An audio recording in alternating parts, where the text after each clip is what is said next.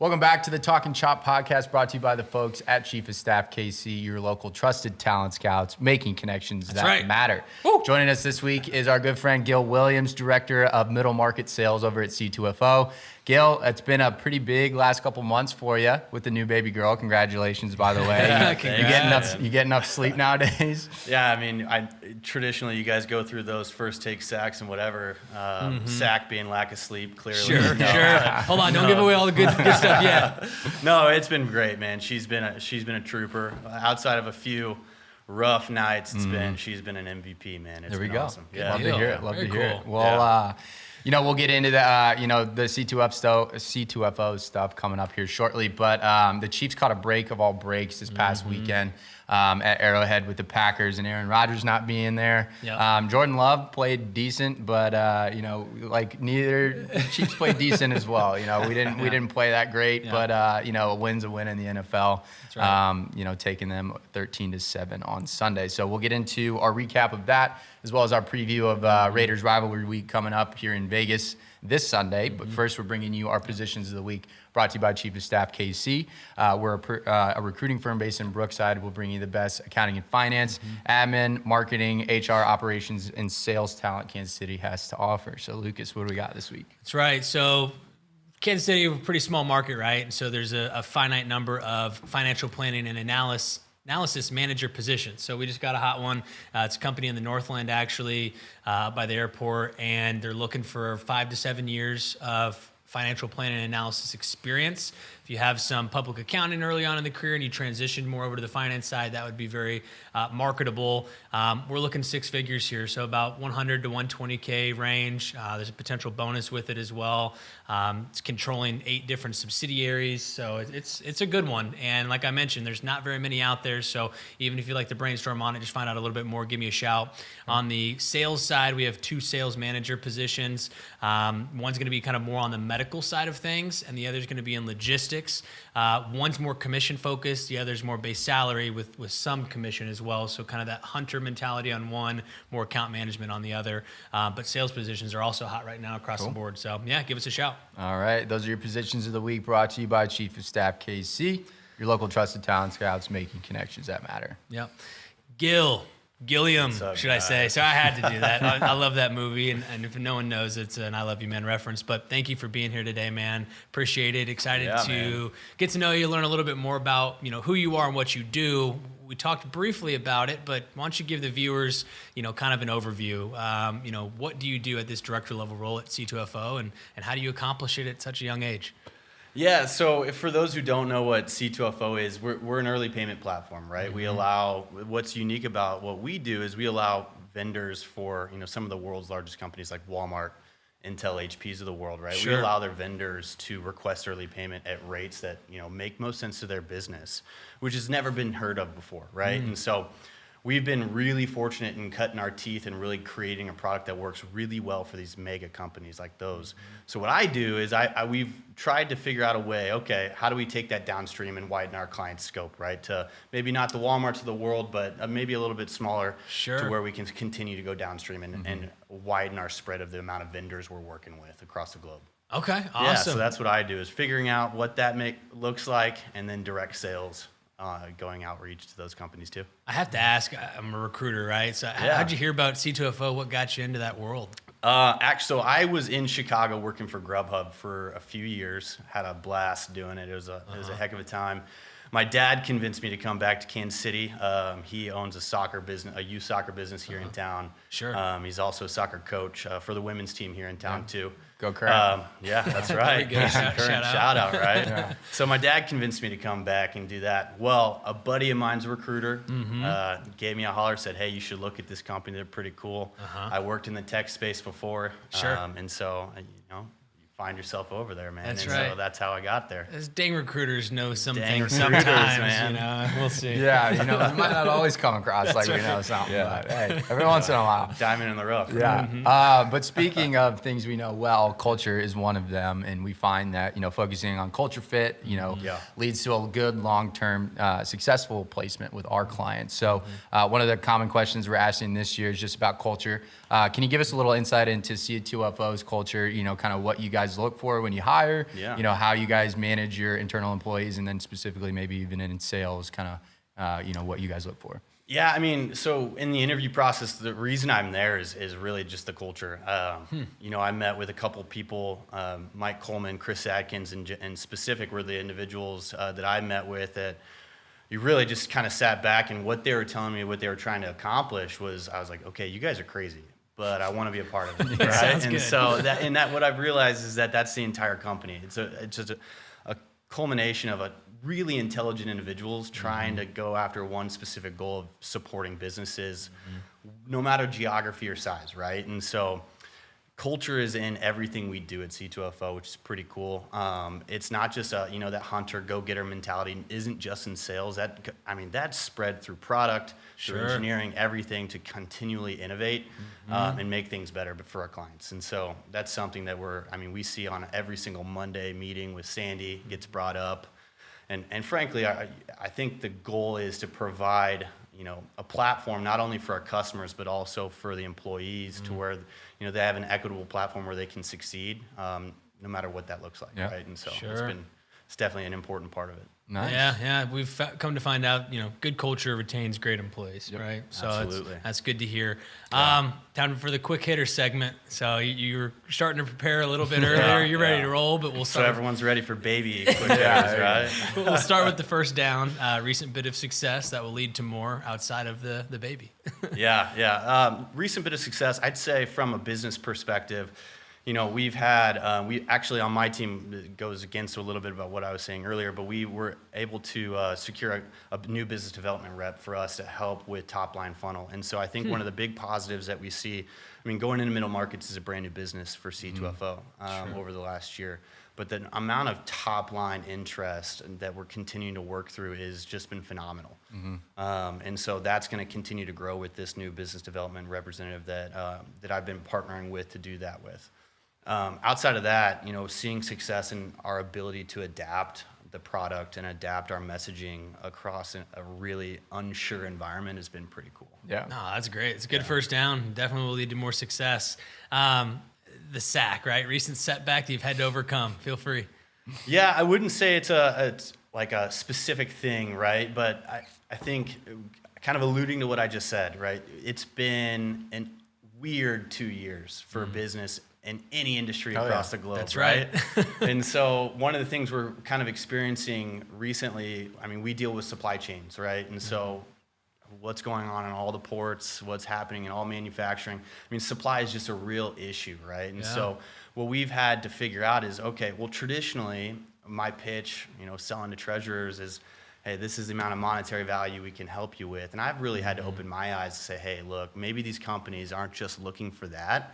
How can we adapt our messaging? How can we bring in, you know, equity and inclusion initiatives into what we do, different environmental, you know, initiatives of what we do, and just supply chain health and so forth. So, I mean, that all to be said, it's having to figure out, okay, what is that new messaging outside of just the core, you know, monetary aspects of it? How do we, you know, bring more into it because we have to adapt to the current environment we're in, right? Sure. So it's just been a huge learning experience for me.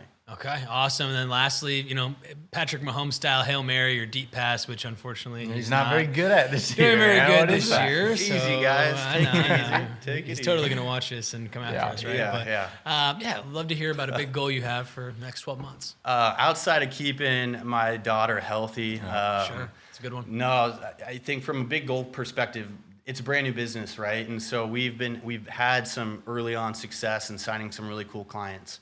I want to see that double, right? I want to see that continue to scale. Sure. So I don't have any specific metrics that I'm looking Yeah. at right now, but I want to see this thing scale and see it get off the ground and really start to be a meaningful revenue piece for C2FO. That'd be awesome. Yeah, thanks for Yeah. sharing, man. There's some good quick hitters for sure. Oh, yeah. All right. Well, we talked enough shop. It's on to Talkin' Chop. That's right. So obviously that Packers game was a little interesting. In the spirit of Andy Reid, we gave our guests, the first take of each game. So with that, time's yours. Yeah, man. I watched the game with my daughter there sitting. It was her first game. It was awesome. Yes. It was a legendary one, right? That's right. No, I think I watched your last week's message, and you mentioned wanting to run the ball more, right? Mm-hmm. I think in these games, against the, no offense Giants fans and no offense Packers fans, I got a few friends from Chicago, they're huge Packers fans, but without Aaron Rodgers, I mean, let's experiment a little, right? And so we did run, we saw that success, I loved seeing it. Maybe we should have done a little bit more, but at the same time, man, what we get back to is all of these, huge swingers that we can have. I mean, how many games have we won that on? We haven't seen that this year. Right. You got to air it out and try it. Yeah. Right? I have, that specific play in mind where Mahomes missed Kelsey in the middle, but screw it. Let's bomb it down the field, see if Harmon can come up with it. That's who we've been for 3 years.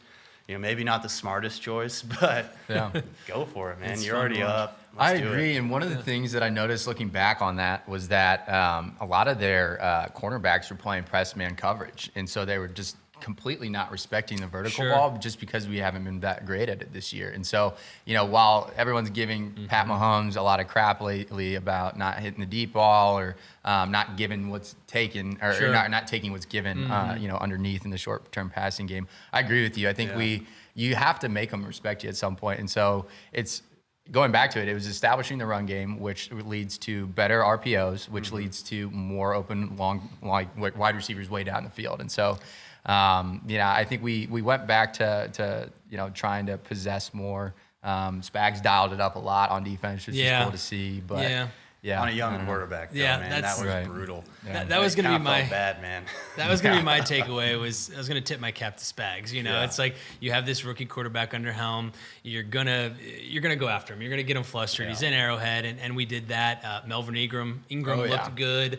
Look good. That helped Frank Clark get back to what Chris I think. Jones back in the middle. Chris Jones back in the middle looked good, and then I absolutely love watching our linebackers, Willie Gay and Bolton. Man, they just blowing everything up. They look phenomenal.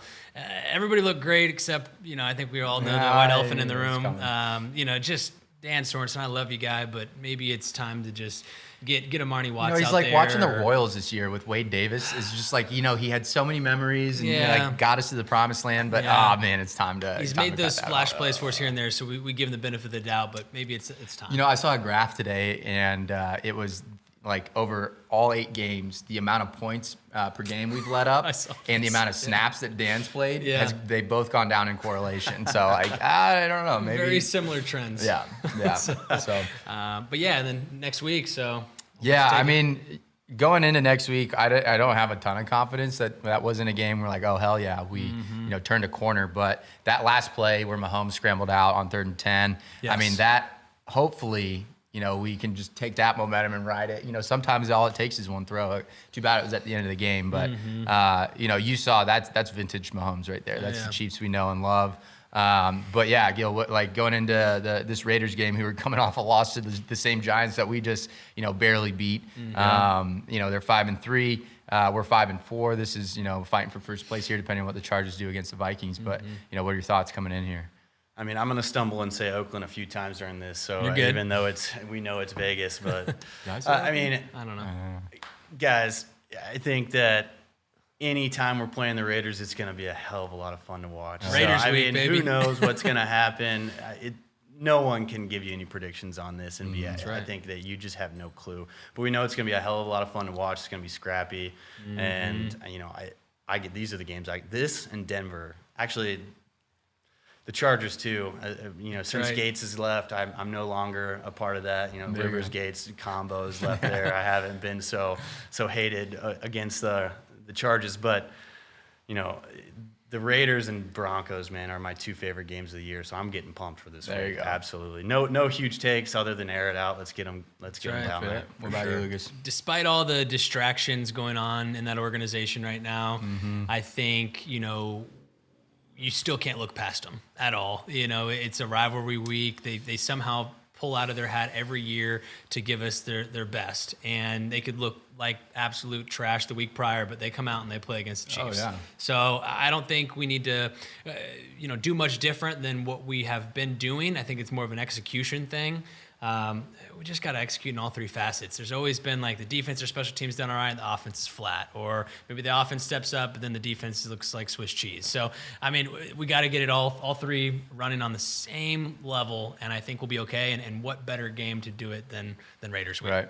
I mean, if there's one thing I'm taking away from, our progress this far, into the season, especially over these last couple of weeks, is like this team is starting to figure out a way to win those tough games. Like, we almost beat the Ravens. We almost beat the Chargers. I mean, like we gutted it out against the Browns, but like that Giants victory and that Packers victory, regardless of, who we were actually playing, whether it's Rodgers or not, I mean, they still won. Like, it wasn't easy. We grinded it out. The defense led the way. That offense is going to click. It is going to come around. You just got to give it time to work through it. But, I do like the, improvements on defense, stick to that game plan, get Melvin Ingram more involved, Chris Jones in the middle, stop the run.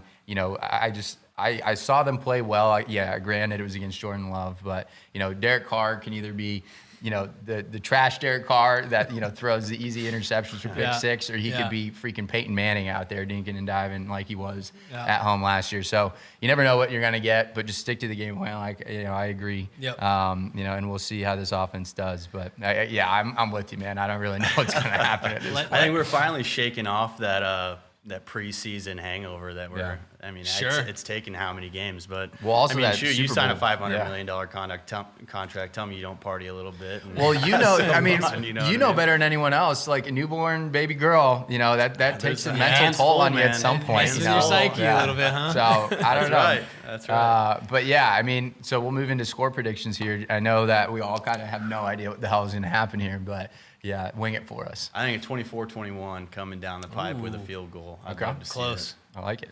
Hopefully we'll surpass the 30 points again here soon. I think this will be the one. We'll go with 31-24 Chiefs. I'm going to say 28-27. I think it's like like nail that. biter, maybe overtime type of game. Like it's going to be super close. Like, I don't know. I'm excited for this one. Tucker, what are you thinking, man? 21-20. There we go. So if we have the ref crew from last night's game, because we're recording this on Tuesday, then maybe they'll start rigging it for us and throwing some flags, because that officiating this year has been questionable. Yeah. But I like the predictions, guys. But the thing is like, again, if we can grind out these wins, let's get them. A win is a win in this league. You saw the Jags just beat the Bills. Like every team in the world has a terrible loss. Like we're gonna look back and if we can get this offense clicking, I think we'll be okay. I agree. Absolutely. I agree. I'm looking forward to it, boys. All right. Well, Gil, thanks for joining us this week, man. thank you. It's great Thank you, seeing you brother. as always. But that does it for week 9 of Talkin' Chop, brought to you by Chief of Staff KC. Whether you're listening on YouTube, Spotify, Apple, wherever you get your podcasts, make sure to follow us along all season as we're interviewing some of Kansas City's top execs and personalities. Gil, again, thanks for chopping it up with Appreciate us. it, Gil. But we'll catch thanks, y'all guys. next week. And as always, Go Chiefs.